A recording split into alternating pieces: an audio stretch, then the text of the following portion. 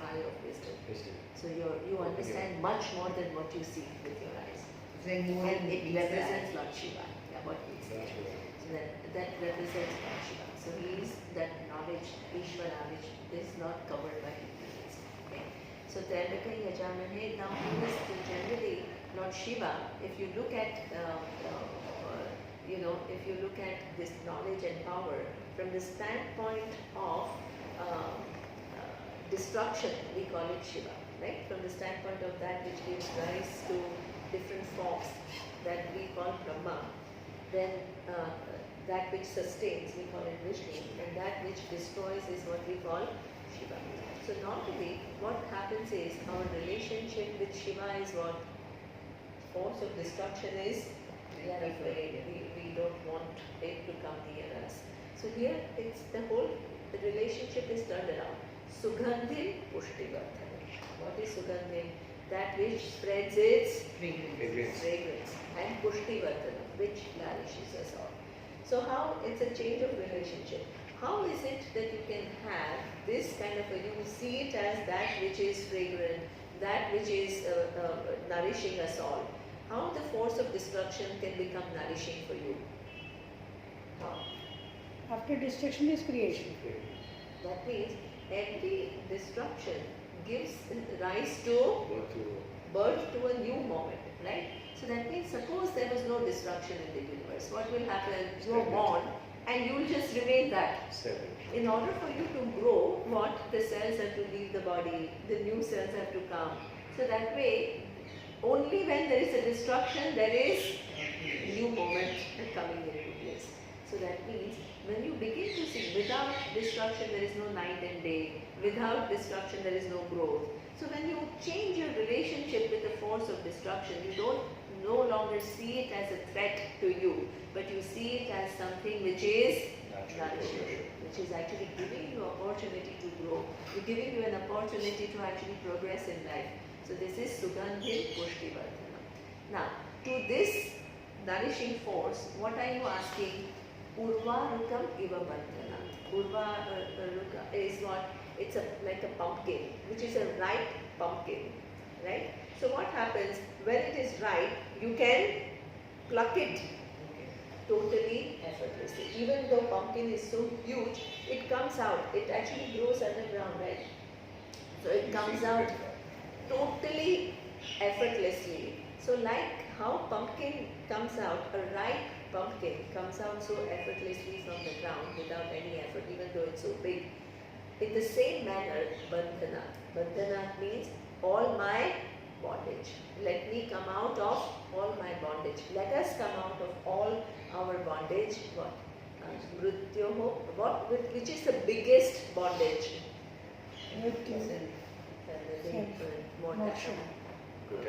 Mortality for us is the biggest bondage, right? So let us come out of this bondage of mortality as easily as the pumpkin comes out, a ripe pumpkin comes out.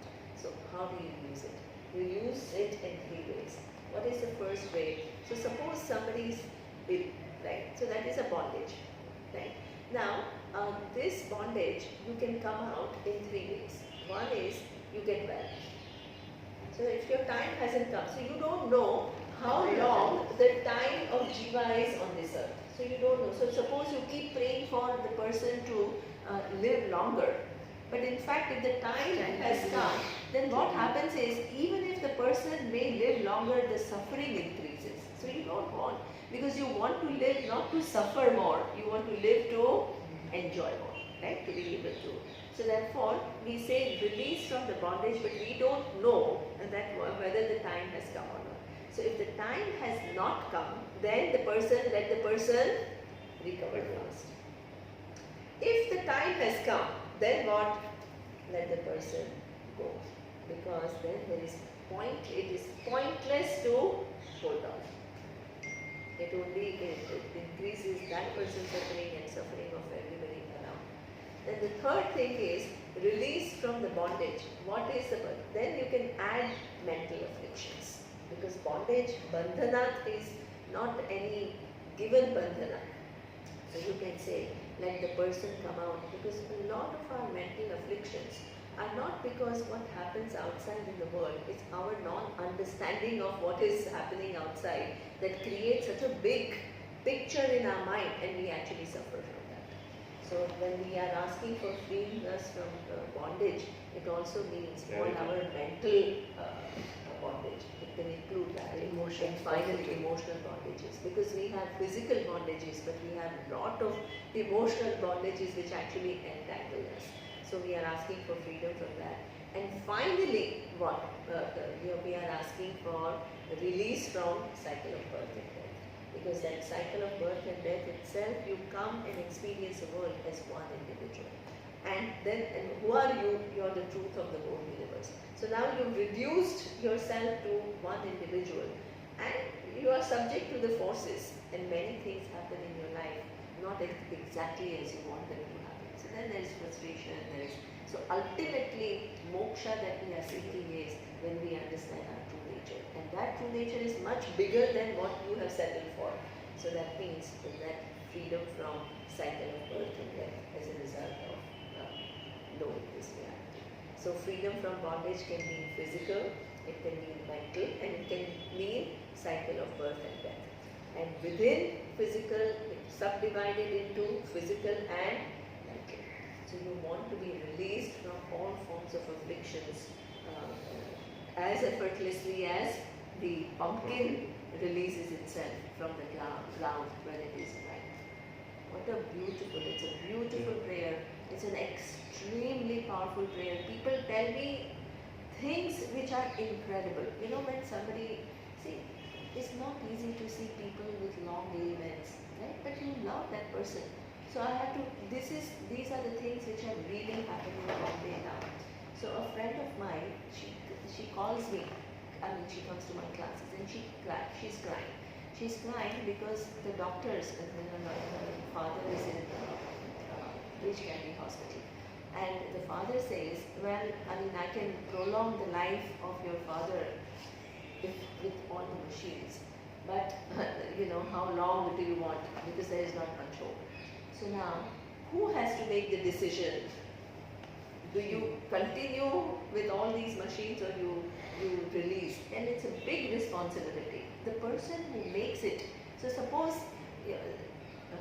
her mother has to make that decision, or kids have to make that decision, right? You're actually making that decision that no, okay, now we don't want all these things, and you love the person, and overall it's a huge ethical dilemma. What do you actually do? Because you're playing with life of a person. So she says, I'm really disturbed and all that.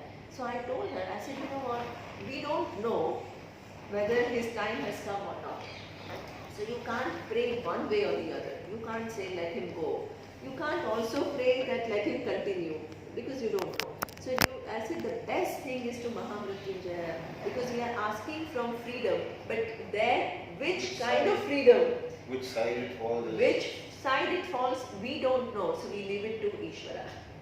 This is, I tell you, it's a brilliant prayer. So she says, okay, I'm going to chant it. And then she came home and she learned it because she didn't know this mantra. So I said, okay, come home, I'll teach you this mantra. And she chanted, and Surya came home and he also joined the chanting. We chanted quite a bit for 108 times or whatever. Then she felt a little better, she went home. Next morning, she gets a call, and I get a call from her. Her father passed away. Nobody had to make the decision to whether, free him from this life support or not. And actually she was so relieved. Instead of being sad, she was relieved. She didn't have to take it. She didn't have to. Nobody had to take the decision. And this kind of a thing happens again, and this is just one example, but it happens again and again and again. So that is... use this in which all situation besides the one that you just mentioned? So any mental afflictions also, if you are facing any mental afflictions and you feel that you're caught in a certain paradigm and you're not able to pull yourself out of it, then even then you can use. Because it only says bandhana. It doesn't actually specify what kind of bandhana, any bondage. So it can be physical or mental. So, but what is very important in any Vedic chanting We is are not sure you- which decision is correct. so that means, see, what happens in Vedic chanting generally, it is accompanied by Sankalpa. Sankalpa means you may be unsure about so many things, right, in life, where you may have physical affliction. So, for example, today, right, Tushar said couple of things. One is Hema, one is Farida. So that now, suppose he does a prayer. Now, for whom it is? That you need to specify, because then what will happen, or for both. So then what will happen is this action that we do, depending upon our sankalpa, it will go towards that result. So this is why you don't just pray. So there is a whole modern way of saying, oh, you don't have to ask for anything, Ishvara knows. Ishvara is not some person who's sitting there and saying, oh, Baman, what do you want? You have multiple things in your mind. So which one, this action, you want to go towards? So that is something that you have to decide. When Ishvara you is say not a this, you person will who say this decides. separate for Farida and separate for. Either you can do that, Say- exactly. So suppose you can say, now this 11 chants are for Farida. Then you can say, now next 11 chants are for Hema, Yeah. suppose, right? Then you can say next 11 chant for just well-being. You can do that. Or in one sankalpa you can include everything like you have done. That's okay also. But then you have to say everything that you wanted to go towards. So you can use this mantra for anything else as For well. anything. It's not only for somebody's Not health only. or. No, not only, specifically for removal of bondage of any type. So just a brief example. So if there's a couple that's having a terrible marriage, Yeah, you could say that. yeah, why not? No, Yeah, that's So true. it- So that means So it's just not for death or something. It's it would true, yeah, because Sickness, it's an entanglement. So now see, this is something what Ranjini is saying, it's actually really true. So yesterday I met some big doctor from somewhere, and he's a head of some, and he says that among the patients, he said about 80% of the marriages don't work. So what happens is, but they are together. They are together means because of the kids, because of whatever reason. Now what happens is that there is no, in fact, the other person starts to irritate you. So what happens is you are caught in a relationship. You can't free yourself from it. But it doesn't give you nurturing anymore. It actually makes your life more and more uncomfortable. And then what happens? It becomes like a bondage.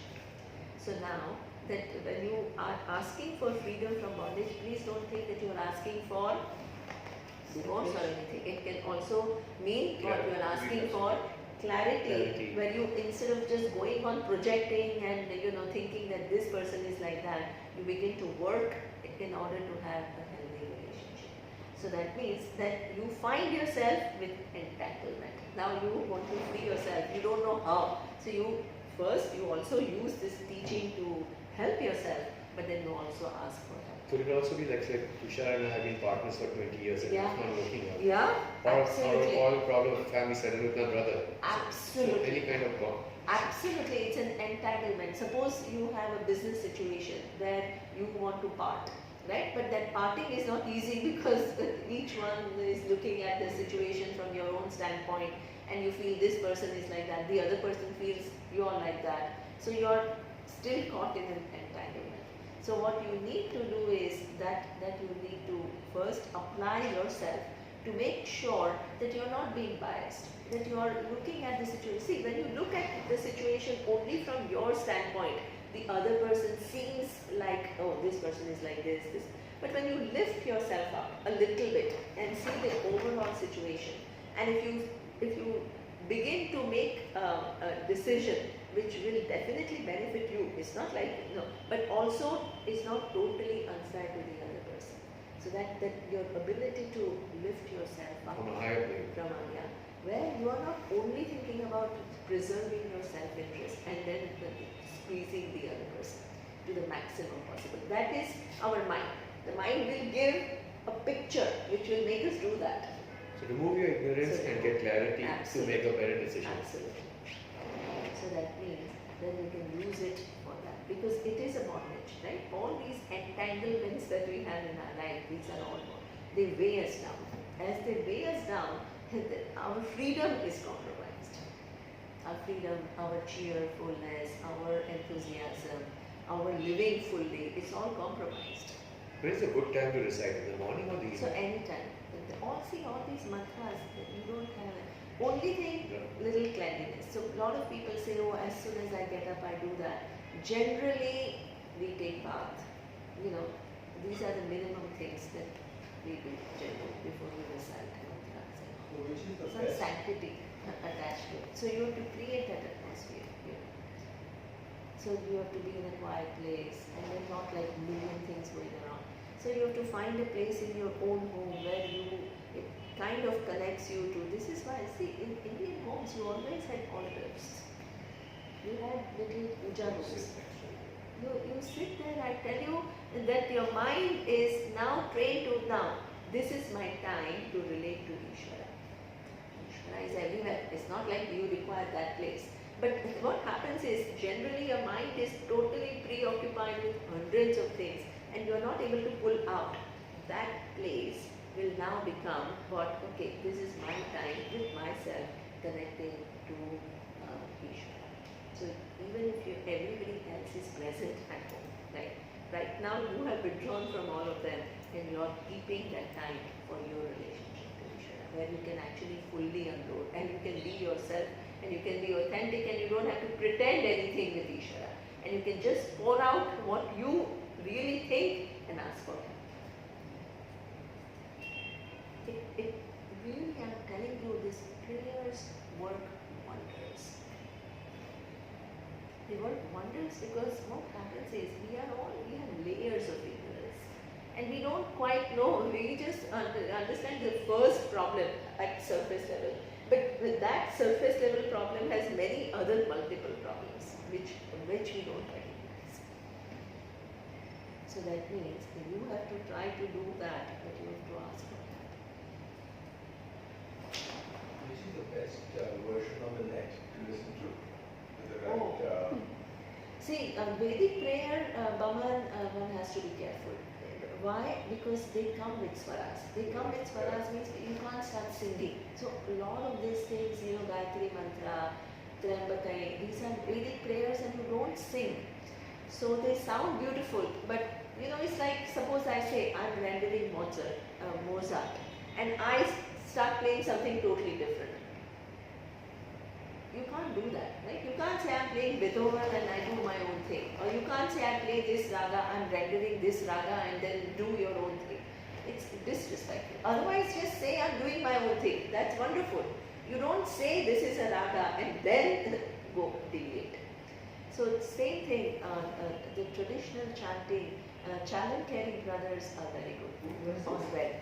Chalankari brothers, Chalankari, now I don't know how do you, For any Vedic chant. so they are good, they are traditional chanters, they don't make mistakes. So Chalankari, Chalankari, CHA, no, I don't know, Chalankari, just let's do a web search, that's valid, I don't know. Chalakuri. No, not Chalankari, Chalankari, Chala? Keri, Keri. Keri or something. Just Chalakari. Chalankari. But I'm not sure because I don't know, I'm not very good with all these names and spellings. So check. Chalakeri. Ah, you found? Okay. Yeah. They are very good. And our website has some of the main chants. CHALLA. I'll just share it. This is the right one. Yeah, Chalankari brothers, they are very good. And you, Huh? This is not sounding like Vedic chanting. Okay, our website also has Rudram, it has Purusha Suktam, it has some major main Vedic chants. So many people listen to it. it's not the same.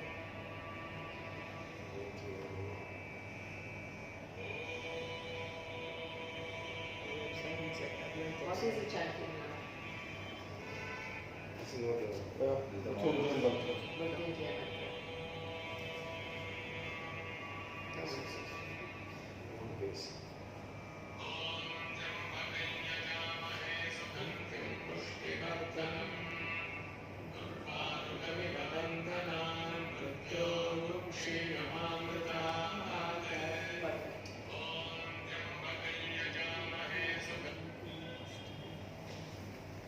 Can you share it with us, the group? I want a better one. This is not very clear. You have a better one, but I've don't heard of that. deviate from swaras. No, it's with Swaras. Yeah. So in It is part of Rudram also. Who's it? this is Comes part in of the- Rudra. This is part of it. So yeah, these things are. But It's a it's a great explanation for the But Bhakti. then Braha Mrityunjaya mantra. Great She explanation. said Yeah. What? when she was telling me about some Disha and about the Vastu thing. She was telling me you don't have to do all that. You just put something. for Ashtadisha has Ashtadeva. Just do that once. The whole house I is can come and protected. just do some chants. Yeah. You don't need to do Means all after these it's crazy ready things. or before? Huh? After it's ready or before we read? Once it is done, while you're doing it, try to make it as Vastu Yeah, compliant as that's why I said, possible. that's why I told you Yeah. what we can The do. new one, Why exactly. do these silly then? I Yeah. don't believe No, this no. thing of The last time, I didn't do any chants, right? No, I You gave a did. talk. I Did did do chants? you did 1-2 chants, no? I did. But anyway, now you can do it again. Okay.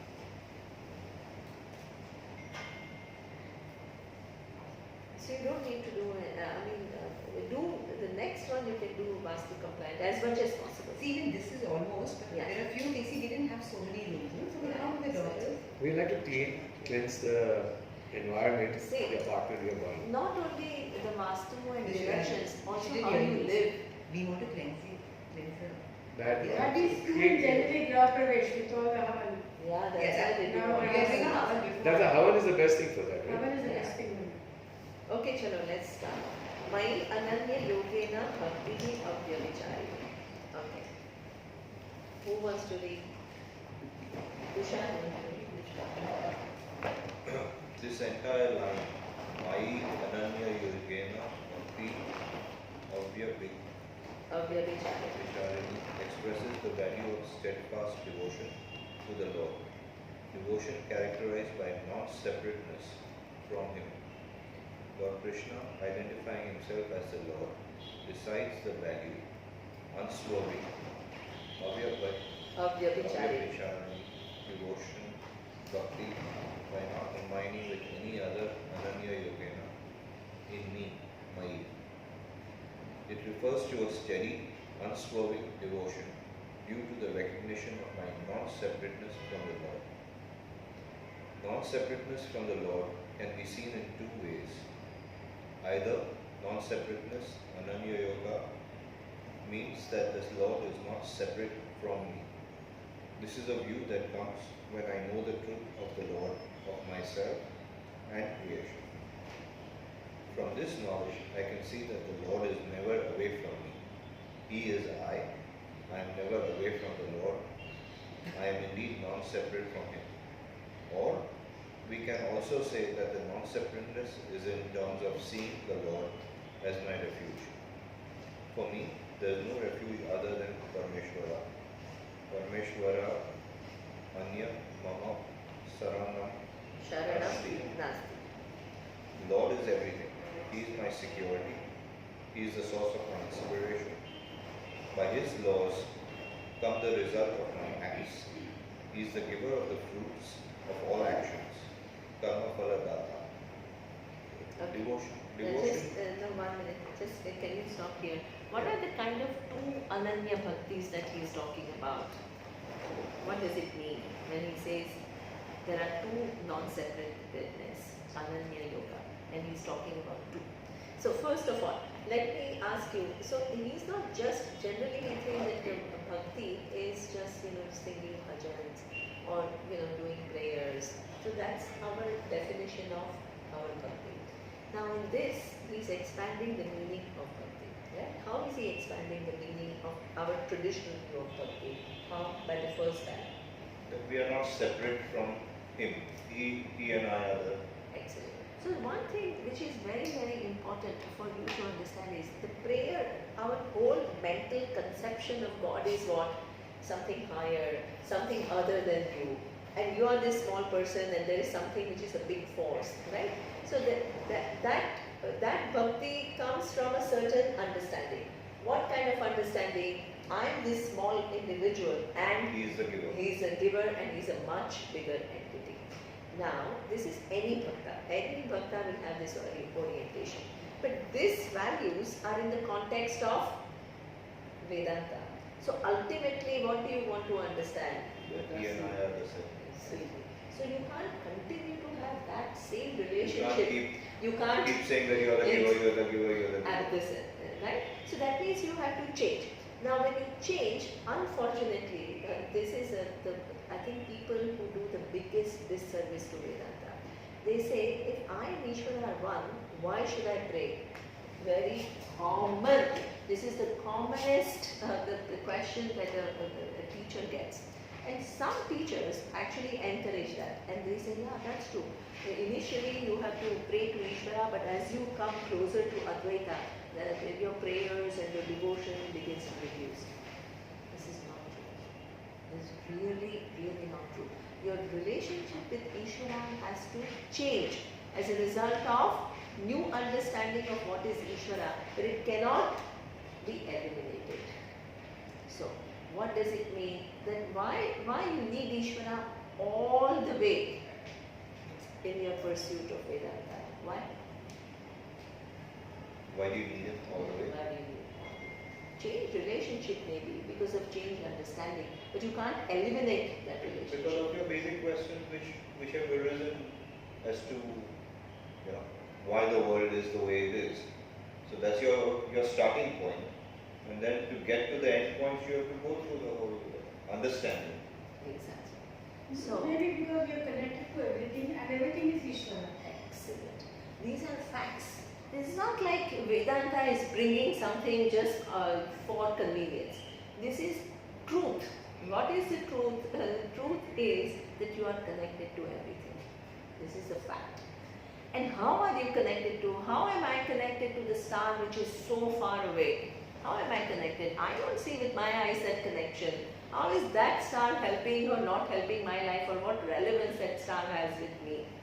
So the only connection you have is because the entire universe is intelligent order.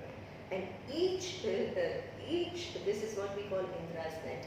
Each point, which is connected to every other point through these various laws, whether you recognize or not. So if your buddhi wants to abide in the truth, can you ignore this reality? It's impossible. So that means you can't say I want to get to the truth and at the same time miss a whole big chunk of this truth, which is Ishvara, which connects your being with everything else. So this is why one cannot eliminate Ishvara and get to the pursuit. First, the knowledge, where does it come from? Where is the knowledge coming from? All of us don't know this reality. So where is the knowledge? The knowledge has to come from Guru Shishya. the Guru. Gets it from where? From ultimate Guru is God. Exactly. So that means that's why we have verses. Vedanta starts with this verse. There is a beautiful verse. Sada Shiva Samarambham Shankaracharya Madhyamam Asmadacharya Paryantam Vande Guru Parampara. So that means yes, I'm getting it from my Guru. But that Guru got it from this whole lineage of student and teacher. And who is the middle link? Adi Shankaracharya. He did an amazing job of making all the commentaries available, which are so analytical in nature, which are so clear in nature. But that Shankaracharya himself belongs to the link. And what is the starting point of that link? Sadashiva, Lord Shiva. So this is why whole spiritual pursuit, if you have a real Guru, the real Guru doesn't take the credit. You don't become at the center. What is at the center is knowledge. And what is the source of knowledge? Every knowledge has an ultimate source, which is Ishvara.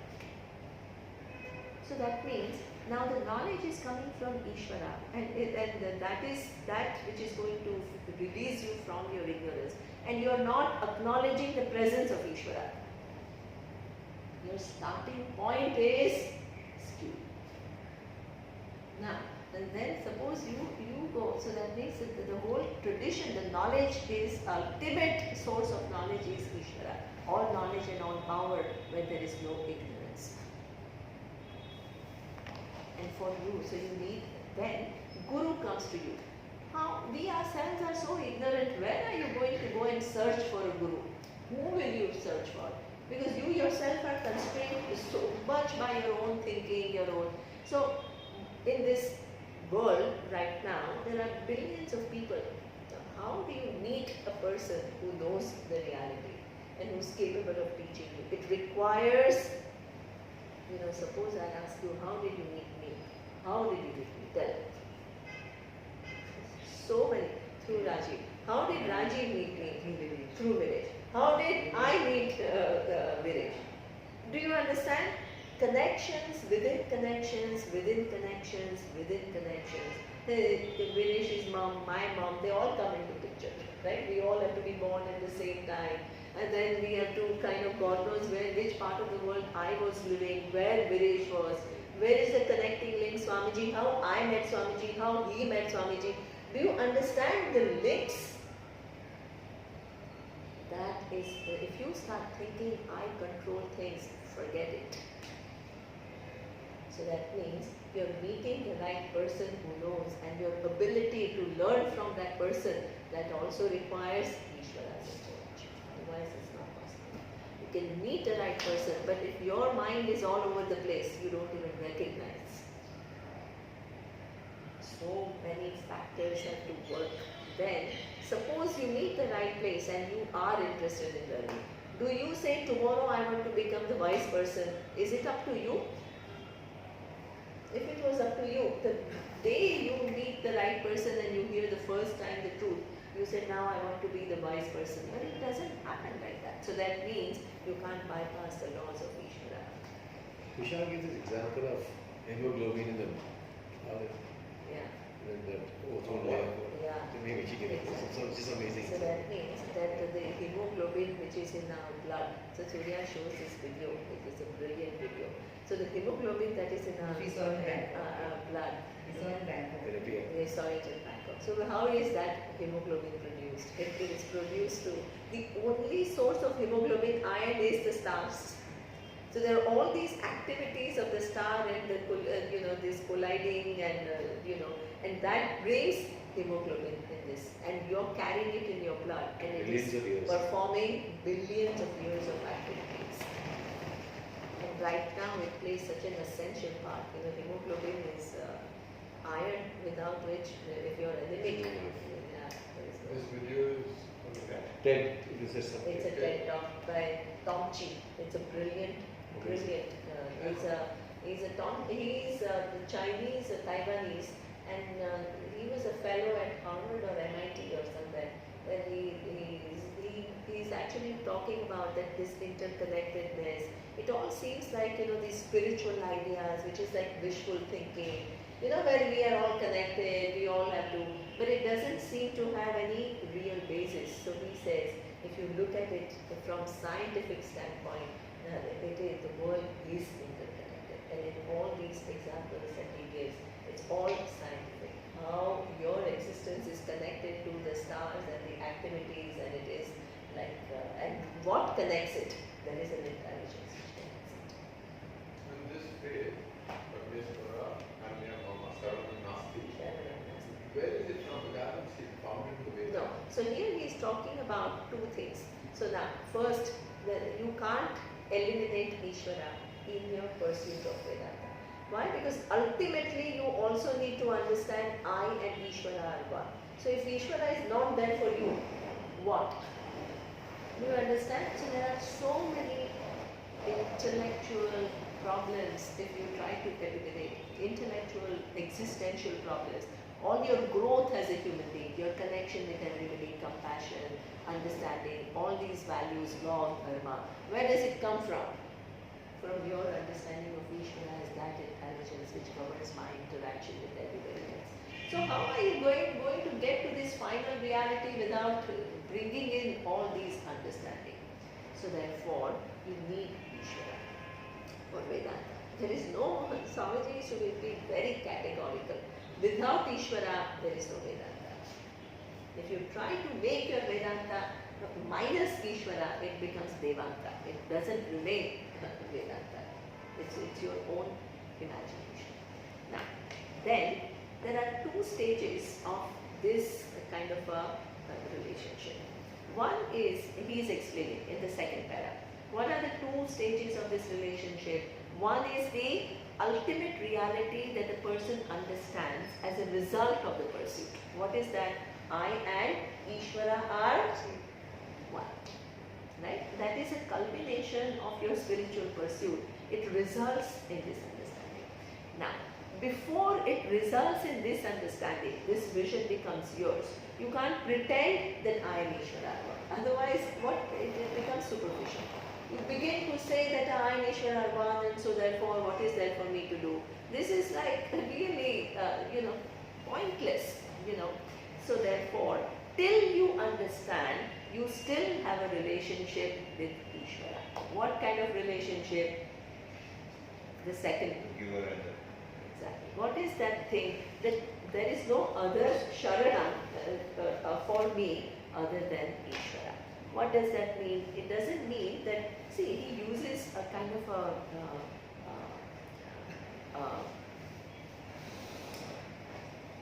words which are what we call devotional language. But what we need to do is, we need to understand that what does he mean by that? Okay? So, what is the ultimate understanding? The ultimate understanding that you want to get to as a result, what is the culmination of your spiritual pursuit is, I and Ishvara are one.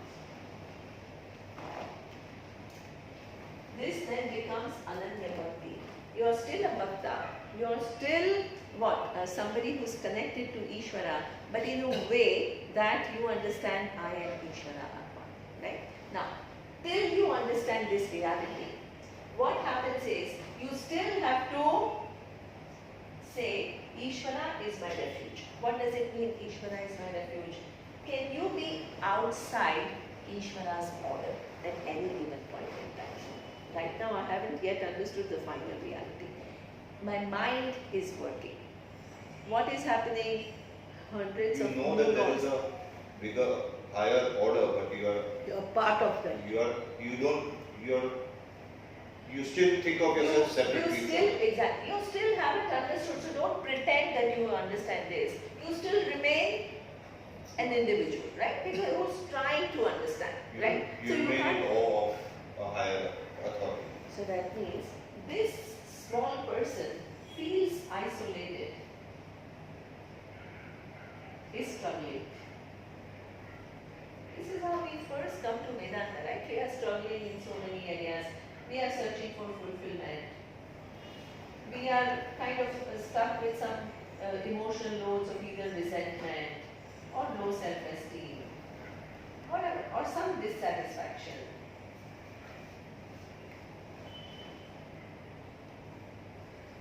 So this is the person, the small person, who wants to now find that this is the ultimate goal. That small person wants to get there. Right? But for the small person to get there, it's impossible. So what does it have to do? Because this small person is stuck with all of this.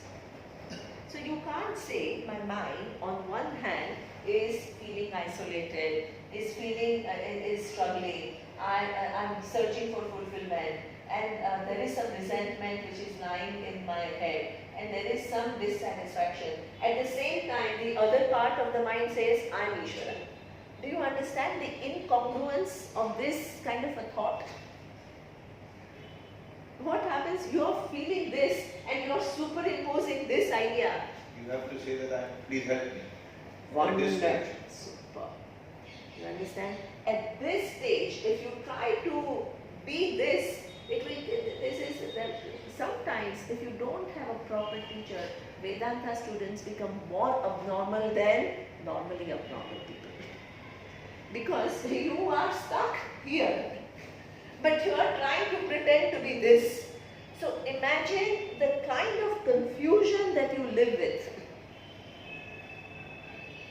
So that means what you need at this stage, you have to start with where you are. Right? You have to start with this is my reality. Yes, ultimately I want to get there, but just repeating this is not going to get me anywhere. I have to first free myself from all this. And how do I free myself from all this? The world, living in the world, which has given me this feeling, that same living in the world has to give me a different feeling. What kind of feeling? The isolation has to change to connection. Struggling person has to learn to flow.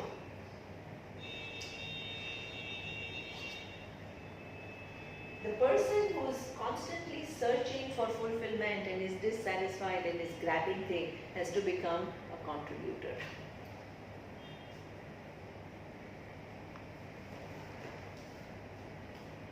The resentment and all has to go with certain understanding of human nature, that you don't control everything. People are who they are because they are also governed by so many laws that you have no control over. So do you understand? But at the same time, your boundaries.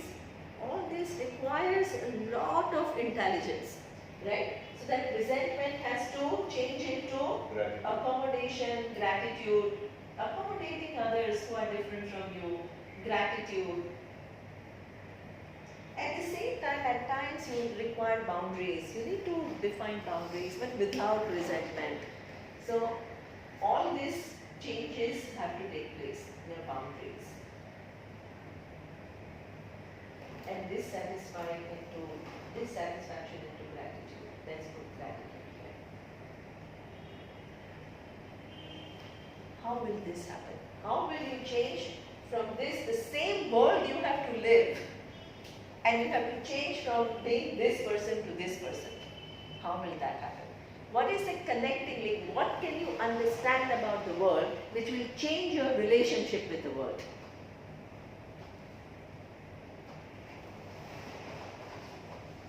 The only thing that you can understand is that the world is not just random place which is kind of putting us there and to make us go through this grind of life.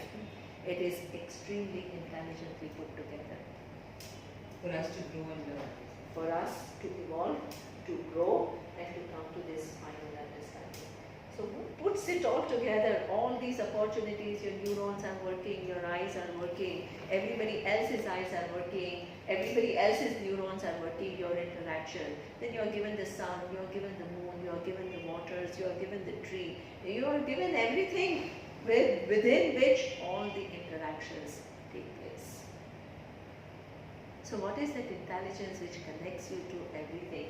So that means, are you an isolated person or you are connected? Only Ishvara will bring your connection to everything else. Otherwise, what will connect you to everything else? So, in believing in Ishvara, it's such a, from struggling human being to a flow. How will you understand that? What it means is, when you are placed in this particular position, it may seem to you as though, why am I given all the challenges? Why my life is like this? Everybody else seems to be much happier. So that means that has to change to what? I'm here. I'm endowed with certain skills. I'm endowed with certain resources. I'm endowed with some intelligence, decision-making capacity. And I can help myself to live a better life and more meaningful life. And when I do that, not only I help myself, but I help everybody around me. So that means this struggling human being, that the whole idea of Swadharma comes because your place in the grand scheme of things is not just a random thing. Your skills, your abilities, your resources, they are meant to what? Not only nourish you, but to nourish the world around you. When you begin to change, your relationship like that, your life will begin to flow. Otherwise, you are always this complaining, struggling human being. You can be a multimillionaire. Today I was this news, right? What is the news that this Cyrus Mistry has to now come back? So now you see how from one day to the other, and then what happens? All chaos. So how somebody who's so dissatisfied now again all of a sudden has to go and run the company? It's all so crazy, right? Now how do you navigate through these kind of informations which are kind of throwing at you all the time, incongruencies and all that? So the only way to live in this world is to focus on what can I do the best that I can do. Otherwise, you look at all these news and it just makes you wild at times. And you can't be effective. So the people get into problems because of a lot of their own egos and whatever. But what do I do? What is my lesson? Not that the world is so crazy and people are bad and people are like this and all. I have to learn to live my life meaningfully. So that means if the whole thing you begin to float in this world. And about other external things, if they mean a lot to you, you can do something about it. It's not like you don't do anything about it, but within your sphere of influence. And that doesn't make you, because people are like that and the world is like that, that is not reason for you to not perform your best. You have to give your best. In fact, the problems are because people don't give their best. They are all entangled. Now, by you being upset by them and not doing your best, what are you doing to the mess of the world? You are adding to it. It's going to be isolated and connected. Yes. What is necessary for that? Yeah. So if you have to break it down, Yes. would love and acceptance be the path? See, this it will come here, gratitude and this boundaries, it will come there. Because see, what happens is, if you give a singular message, you have to love everyone, right? Suppose you give this singular message, which is true on one hand, but then suppose I ask you, if you have to love everyone, then why did Lord Krishna ask Arjuna to fight? What happens is, if you make your messages to yourself and the implications over simple, you will not be able to answer these questions. So this is why that this bringing Ishvara in your life requires a lot of sophistication. It seems easy by saying, okay, if I'm connected to everything, I have to love everyone, but it doesn't apply. Suppose you yourself, right? You are a big, you have a big company. Now somebody you find repeatedly cheating and you keep telling yourself, I have to love him, I have to love him. Will you be able to make the right choices? So all this, see, any singular messages that we give to ourselves, that means our mind is oversimplifying If you the complain, intricacies. put him in jail, you still love him. But You're that doing is- him a big favor by throwing him. See, that's the thing. Therefore, what we do need to do is, what does it all mean, right? The intricacies will make your mind sharp. Otherwise, it always remains little superficial, right? Once What a- happens is, yeah, so suppose somebody comes and bumps you on the street, or the thief, right? Then you say, no, I have to love him. Then how does it? So what? Again, it will be the same thing, right? You're feeling angry and you're trying to superimpose love. Then you will be confused along the way. Am I really angry, or am I loving, or what? No, I didn't ask that love is the only. I said for that, love and acceptance, Yeah. the root. So, And the second part is that you have to learn from Pestamji the Parsi. So the thief came and stole his television. And the whole Parsi man goes running after him. And finally the thief is tired and he stops. And you forgot remote. it's okay, he forgot that remote. Okay, so I'm going to come and take your money now, tomorrow. Then you have to give me more. It's already been Forgot the bag. now by some people, so you have to stand in the queue. They got on a lighter note. I went to a party yesterday Yeah. and I met this girl. And she's living in with a guy since 6 years. So I said, oh, I don't you ever think of marrying him? So she said, I did. But then I dropped the idea. So she said, you won't believe it. He fixed a marriage date, and I was a runaway bride. And I wrote a note to him telling him that I'm not running away from you, I'm running away from marriage. To live together, I'm happy. So now we're living together.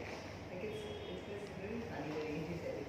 So now, so connection, yeah, generally how you, it will come here in accommodating others. So what is really, how do you really express that connection in terms of your day-to-day transaction? One is a real connection, which is a physical reality that you can't miss, right? Then the flow. Flow means you're here, not to just kind of look, you're not an onlooker. You have to participate in this universe, and your participation has to be meaningful. The third, the fulfillment that you are searching for doesn't come from grabbing. Doesn't come, our whole orientation is what, the more I take from the universe, right, the more I will be nourishing myself. Actually, it's the opposite. The more I become a contributor, the more I will nourish myself. So that means your terms of living in this world has to change, and that can only come because of the presence of Ishvara. Otherwise it will not come. Right? Now, the third, resentment. You can't change the fact that people have behaved with you in a way that pained you. You can't change that, right? You can't superimpose, oh, they were wonderful. No, they were not wonderful, and whether they were wonderful or not, you don't know, but you are carrying pain that you can't deny, right? That you can't deny, because otherwise what will happen again, we keep trying to superimpose something else on something which is there, and we keep getting confused. So what we actually do need to do is to address this rather than superimpose something else, which is a false thinking. So now, how do you accommodate people? When you accommodate people, you can say that that behavior, of what that person did, it hurt me. And it's true, because there is a psychological order when somebody says something to you or does something to you. It does hurt you. But what you do need to do is see the person who is behind that act. Generally, we stop at the act. When you see the person behind the act, you can say that person himself or herself was confused. That person himself or herself was ignorant. So it's not like, see, there are very few people in this world who are actually actively trying to harm others. Most of the people, even if they love that other person, they harm that person. Why? Because of their own limited understanding of things, their own problems, their own pain, their own unresolved anger. It all comes out. And where does it come out? Among the people that you love the most. Because outside you have to walk with some facade. So that means, now when you understand that, then what happens? That anger towards the person, that you don't deny that it hurt you, but what you are doing is seeing something more than the eyes can mean. That the person did it not because that person was mean to you. The person couldn't do it any other way, because the person himself or herself was constrained by their understanding, their pain that they were carrying, or their confusion that they were carrying. So what happens that you do, therefore, as I said, what does it mean? Suppose the person is continuing to do that to you today, right? One is past. Today, can you say, yeah, that person is in pain, therefore the person is doing? Part of living is also drawing your boundaries. Right now, when you say, hey, you can't do this to me, that is part of living. What happens is, most of our behavior is, he's been doing like this, he'll never change. So you have a lot of resentment, but you're passive. You don't do anything to correct that person. So we also have to learn to keep our boundaries. If others are insensitive, we have to draw the boundaries. If they feel bad, okay, I mean, what can I do? Now, I'm feeling bad, I'm being compromised, so it is equally my duty to protect myself, right? So that means your ability to draw healthy boundaries. That is, in order for you to draw boundaries, there are few things that you need to be who you are. Your core is strong. You're not a people pleaser. People pleaser means if this person feels bad, hey, that person is making me feel bad, so I also have to what? I have to stop that. and then if that person feels bad, well, that person has to learn also, right? I'm not a kind of a punching bag where all your anger comes out and I'm just standing there. It's not like that. Because the dharma, see, it's beautiful. What is dharma talking about? Dharma is not how you behave with others. What is the basis of dharma? What I want others to do to me and what others want me to do to them.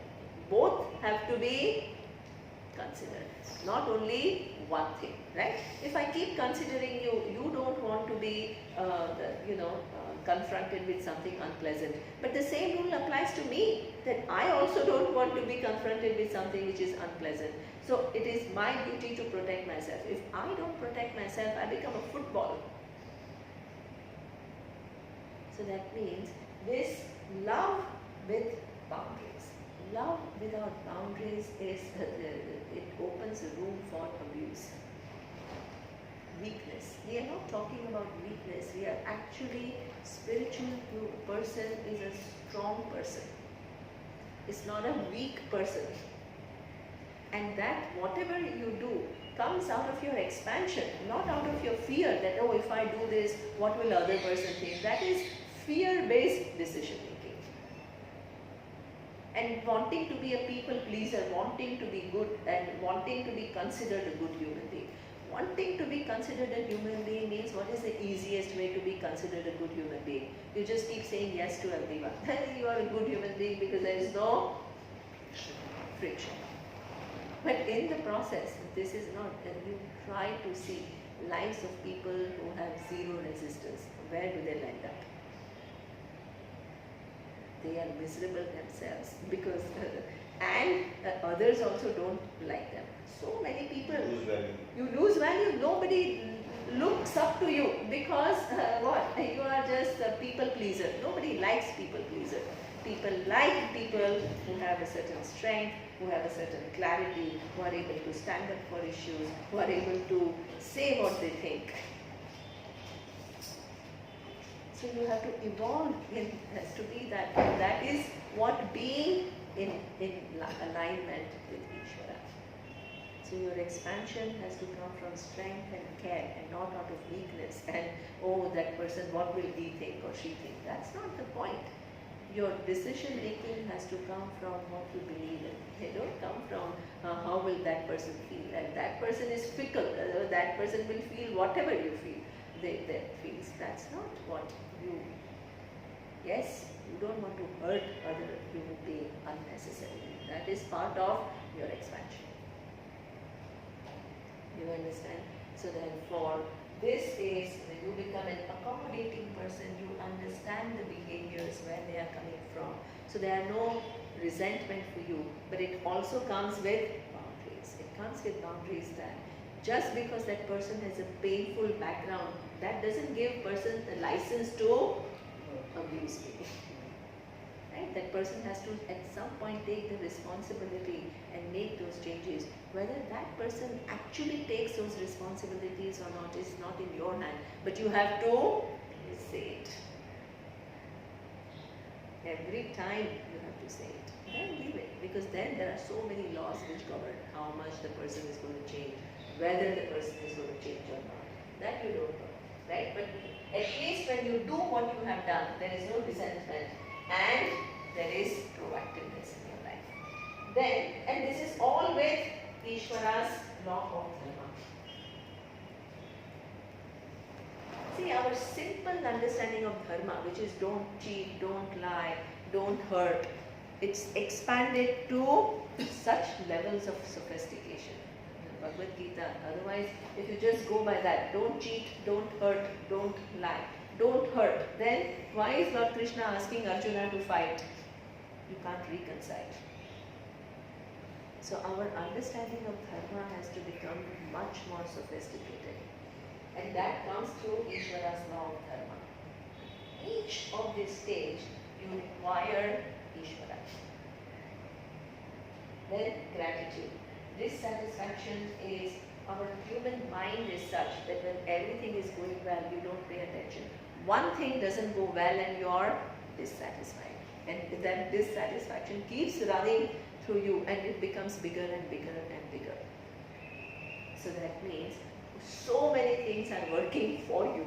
So that means that overall the disposition is the person who has certain gratitude. Then there can be a dissatisfaction. It's not like that you want something to be different, but without loads, you work towards what you want to do. What happens in doing all of this? We accumulate loads, and that loading ourselves up gives us a lot of suffering. So what do you want to do? This world gives you suffering, so you want to extract yourself from the world. Hey, oneness is not somewhere else. Oneness is exactly where the world is. So that means you first need to change your relationship with the world. Where the world is, that's exactly where Ishvara is.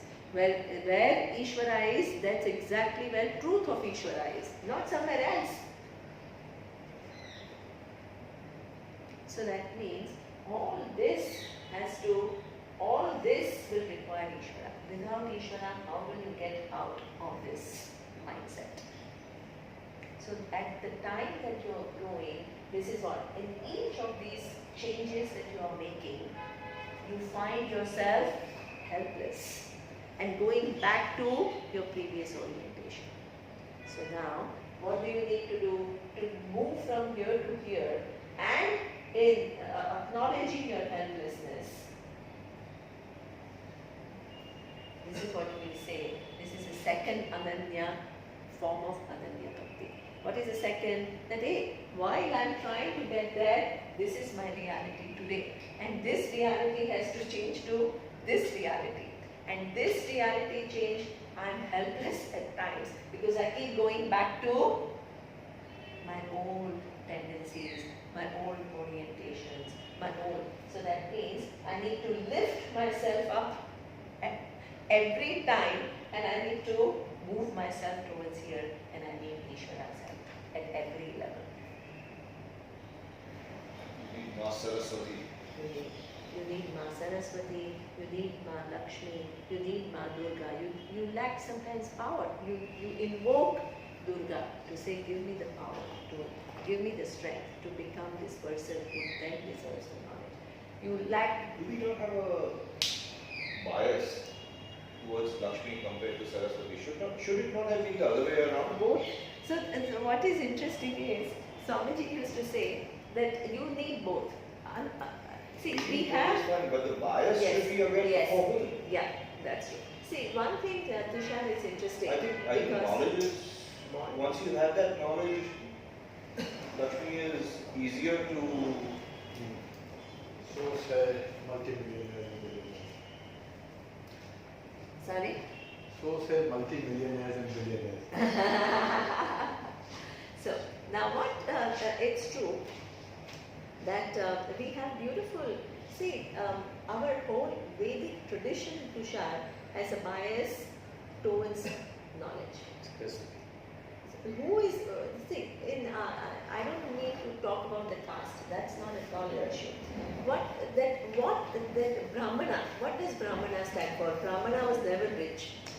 The Brahmana is not at all a rich person. So why that person gets the highest place in Teacher gets a higher position. higher position? Do you understand? So that means the teacher, exactly. So that means when a king comes to see the guru, who does pranam to whom? The king bows down to the guru.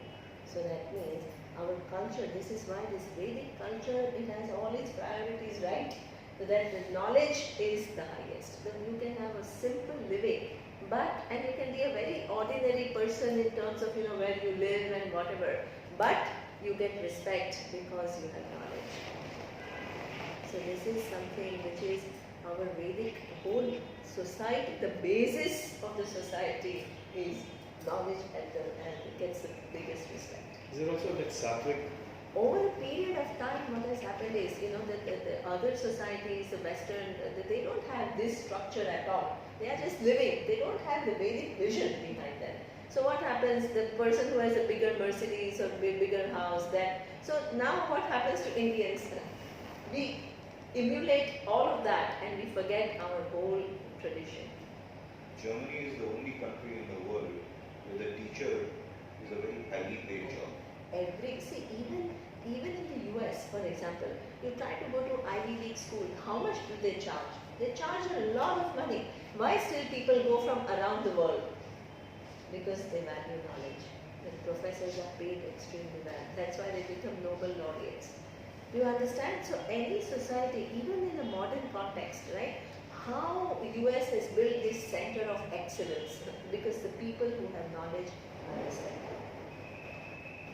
How they had so much innovation in Silicon Valley, all the top brains from all over the world go to Silicon Valley. Why? They can be in that country, but they don't have the infrastructure to support them.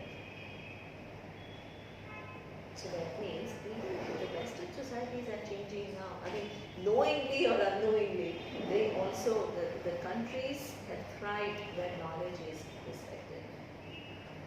And the holders of knowledge are held in high esteem. Otherwise, the whole society deteriorates. What is your living criteria? Just grab more, grab here, grab there, then be dissatisfied, and then pretend that you are great. That is not life. So this is why that respect for Saraswati and the holder of knowledge is a very. This is why how we behave with our teacher. For us, our teacher was, and it's not that he wanted anything from us. It's not like he was waiting for us to, but it's just that thing that, hey, this person is a holder of knowledge. I can't just treat him like some normal person who's just like, my friend. No. Yes, he may be my friend. He may not have this whole big show, but I have to show that respect. So that whole relationship with holders of knowledge, it's a very big thing. And praying to Goddess Saraswati is a very big thing. So in our, I don't know, Gujarati, I don't know, that what? Swadeshe Pujyate Raja Vidwan Sarvatra Pujyate. So that means what? That in your own country, the person who has Raja could be a ruler or could be a person who is wealthy.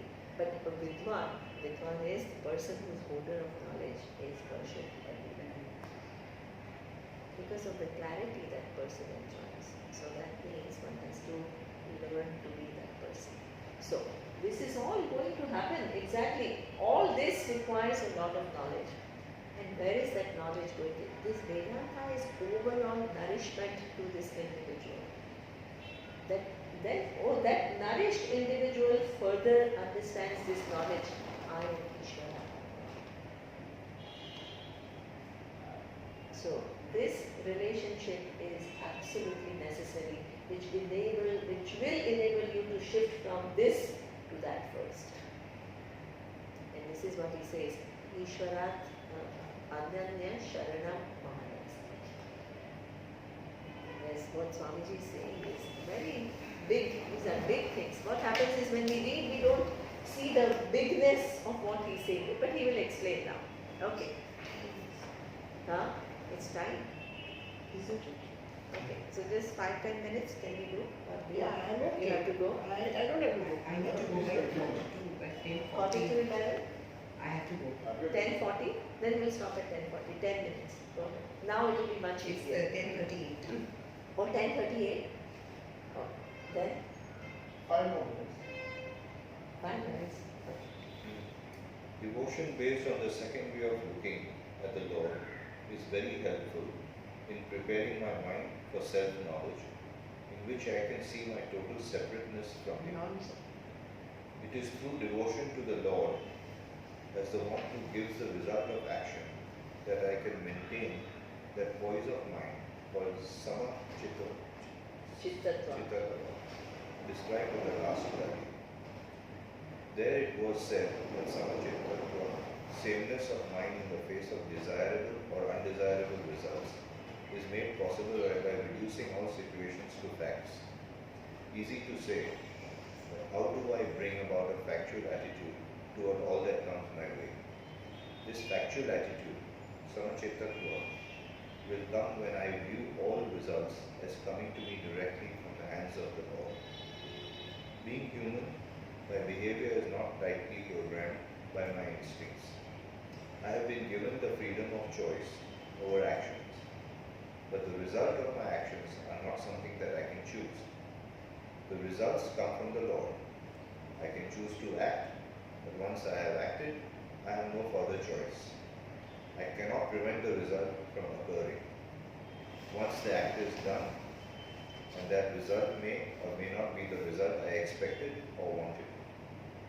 The result of any action is always appropriate to the action. That is, the result is in accordance with the laws of the Lord. But I do not know all of these laws. Many laws shape the result: known laws, unknown laws, visible laws, invisible laws, which I have no knowledge or control over. All the factors involved in producing a result. The actual result is always taken care of by the interplay of all the appropriate natural laws of the creation. Therefore, all results really come from the Creator, the Lord. When I view the results from my own actions or from the action of others as coming from the Lord, I can have sameness of mind towards the result. Whatever happens, I will see it as a blessing, prasada, given to me from the Lord's hand.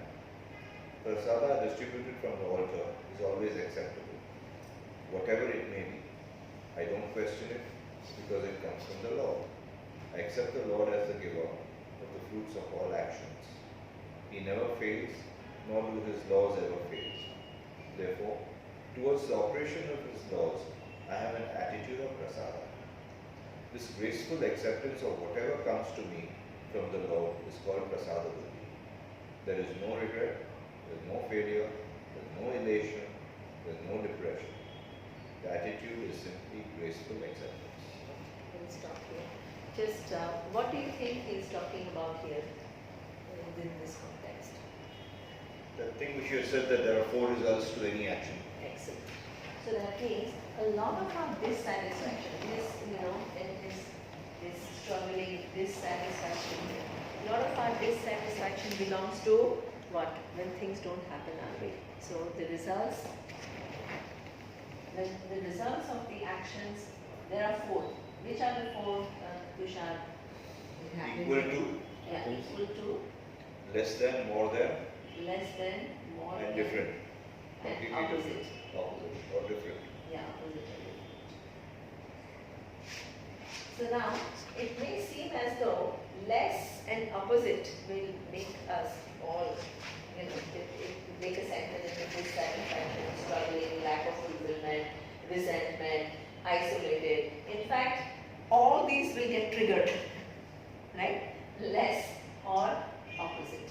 Now, what we need to do is that to understand that these results, what I only have a choice with reference to the actions that I perform, but the results are coming from the infallible laws of Ishvara, and laws will never fail.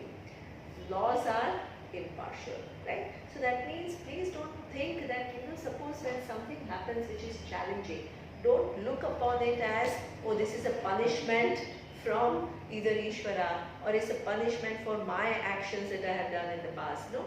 Please don't personalize Ishvara. The minute you personalize Ishvara, what will happen? Somebody big daddy is reprimanding you. This is not what it is, right? The laws are impartial and impersonal. They will operate. So what is it? Just that you don't know all the laws. Exactly. You don't know. So, but they don't fail. Exactly. They don't fail. So whatever comes to you is not because the world is being hard on you, the world is being unfair to you. It's because the laws, there are so many things which interact with each other. They don't always come out in the way that I want them to come out. So instead of entering into a dissatisfied mode, you enter into a problem-solving mode. Okay, I'm still given a free will to intervene further, so what should I do now? So that what will happen is, when you bring Ishvara as the one which gives you the result of the action. But Ishvara not as a big daddy sitting out there and judging you that I'm going to punish you, but as infallible laws, then all our reactions towards things which are less and opposite will begin to be subsided. And you enter into a problem solving. What should I do now? Now, it seems as though more and equal doesn't pose any problem. Even that poses a problem. How does it pose a problem? It can, if you... Excellent. So that means if you don't have Ishvara in your life, that will give you the whole feeling of superiority. See how great I am. See how clever I am. See how much I'm able to control things. And then others are all stupid. This kind of a orientation comes. That again is destructive. Why is it destructive? Because it overlooks a fact. What is a fact? So many people have contributed to whatever success you have. So that means again, interconnectedness, seeing the contribution of others. And when you miss that out, again it creates your mind in another mindset. And what happens is, even to maintain your success, you still need contribution of others. It's not like only you needed contribution of others to get to where you are. Even to maintain where you are, you still need everybody's contribution. And suppose they feel not cared for, they feel not loved, not given enough respect, their contribution to you, knowingly or unknowingly, will go down. And when it goes down, who will come down? You yourself will come down. So that means this is a big area where this triggers all of this when things don't go our way. And if you bring Ishvara, everything that comes from Ishvara is prasada from Ishvara. That doesn't mean I have to just accept, but what is there I have to accept, and then I can change things. It's not I don't change things. You can change the action. You can change the actions. But not get into this. This mode is a jiva mode. It's so common. Any small thing happens and you are back to this mode. This mode of struggling person who's resenting something, who's dissatisfied. This is so easy to get to. So you pull yourself out and you come to this point. And what is your connecting link? Ishvara in form of order. Whatever happens in my life and life of others, it's all Ishvara's order. The laws don't fail and they are not personal. They are not there to personally get you. They just do their job. So just I'll end by saying one nice example Swamiji used to give. Sometimes he used to give very simple examples, but to show something very big. So sometimes you can take it very simply, or you can see what it represents, which is so big. So a simple example is, suppose there is a tree standing there, right? And you go and rub against the tree. Who gets rubbed? You get rubbed. Then you say, the tree is so bad, it rubbed me. The tree will say what? I didn't come running after you. I'm just standing here. You used your free will to rub against me. And what happened? You get rubbed in the process. Can you blame the tree for it? Did it come with an intention? Let me harm Preeti or Nima or whoever? No. It was just doing its job. It's just standing there. So laws are like that. Ishvara cannot change its laws to suit us. We have to learn to align to Ishvara's laws. So this is this whole big attitude, the change of the terms of your living that only comes with Ishvara. And that is what we call Ananya Bhakti. Ananya Bhakti means ultimately I want to understand this, but for that I need to bring Ishvara in my life. I can't miss the presence of Ishvara everywhere. And as I begin to know the presence of Ishvara, all these issues that I have, they will begin to fall off over a period of time. So Ananya Bhakti has to, and that ultimately lead to the second type of Ananya Bhakti, which is I will know my, my equation with Ishvara ultimately. Is it clear? So these are big values of Not really clear, there's lots of questions. For lots of questions? Okay, so you can ask next class. Om.